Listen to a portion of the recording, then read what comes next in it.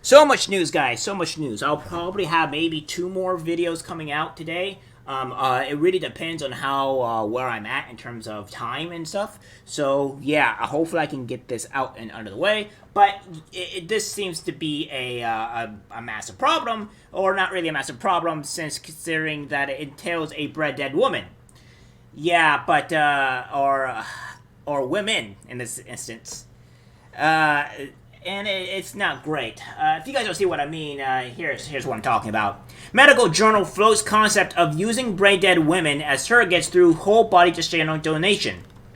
Entry from the Journal of Theoretical Medicine and Bioethics is prompting outrage from women on social media after theorizing that the bodies of vegetative or brain-dead female patients could be utilized as a whole gestational surrogates. The article, originally published in November of 2022, is titled Whole Body Gestational Donation. It floats the concept of utilizing vegetative women's entire bodies as surrogates for prospective parents who wish to have children but cannot or prefer not to gestate.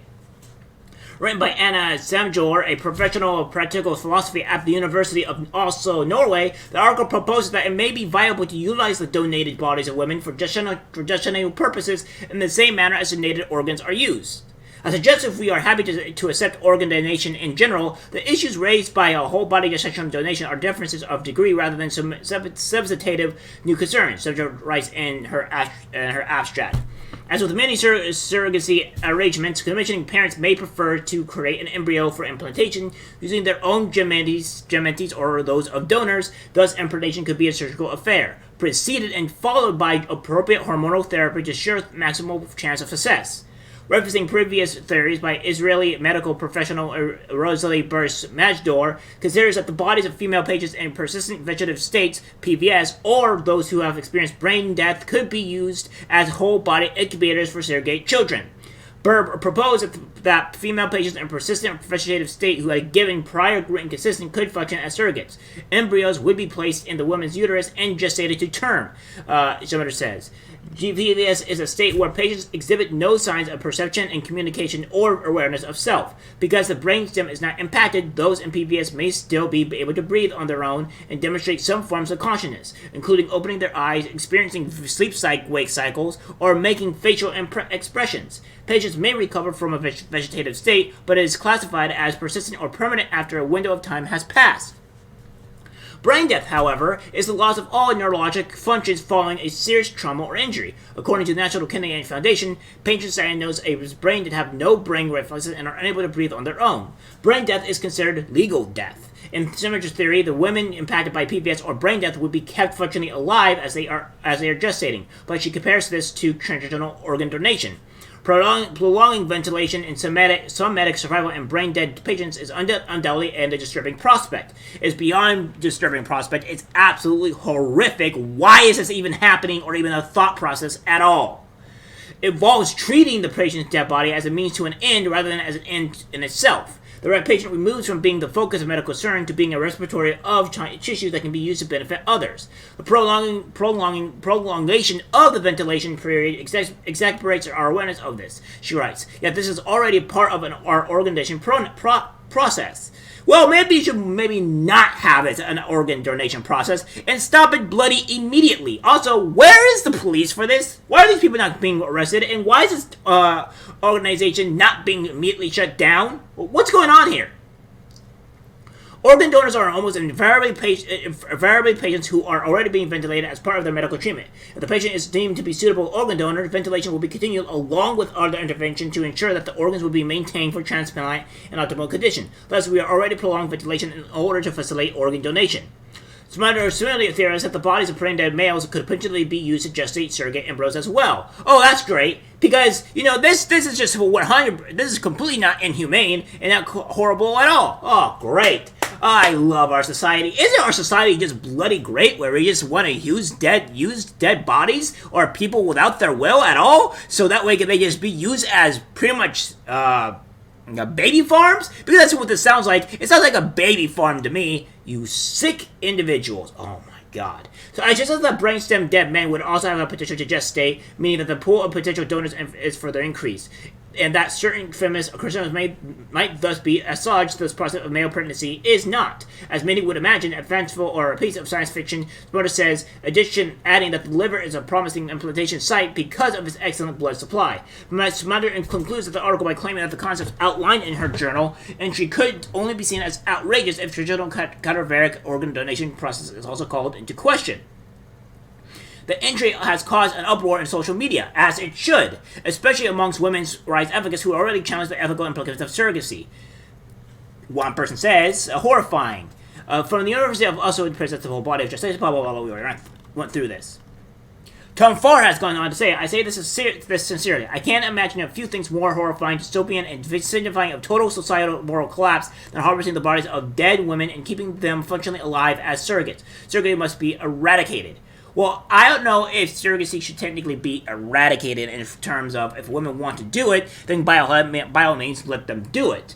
But in other parts, in this method, the way they're doing it, yeah, no. Maybe we should not have this happen to maybe unwilling and brain damaged or essentially dead women.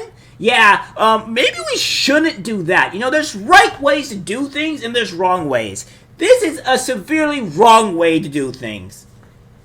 This is how Anderson first foray into medical ethics controversy. In 2019, Smajdor came to international attention after she argued that compassion was not a necessary component of healthcare.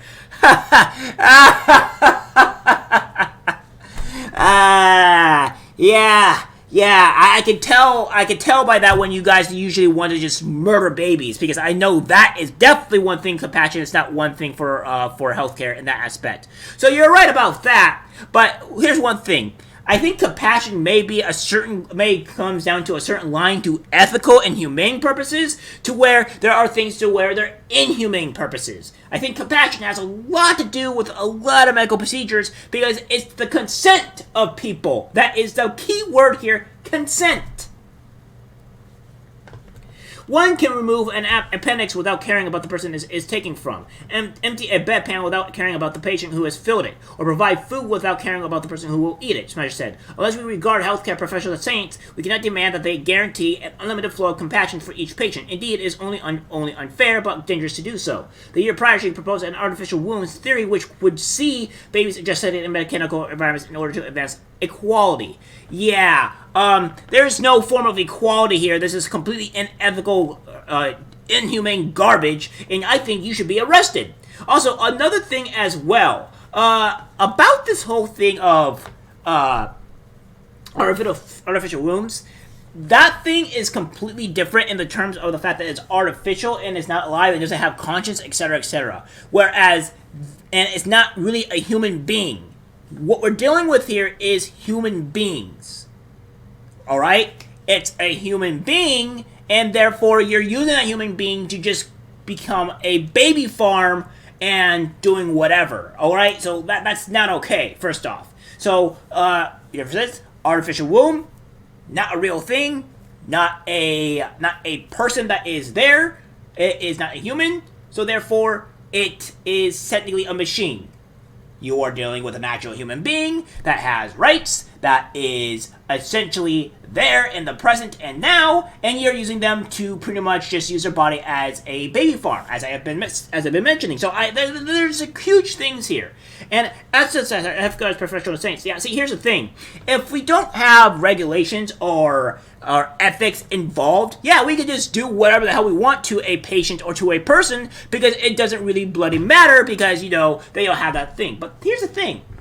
Ethics and morality comes into play here, so that way when you do butcher somebody that, you know, has a surgery or whatever, that they're actually liable for these things, so that person is not horrendously maimed. People should be able to get surgery safely without being, you know, brutally injured or harmed. Yeah, how about you? How about this, Alex Smajdor, or whatever the hell your last name is? Why don't you go to jail, quit all your ethic processes, get the hell out of medicine, and maybe save a whole bunch of women and potentially other people's lives? You are a danger to society, and you should not be allowed to do any more doctor work. Plain and simple. All right, guys, that's it. That's it for this terrifying story. Like, subscribe, share, and as always, take care.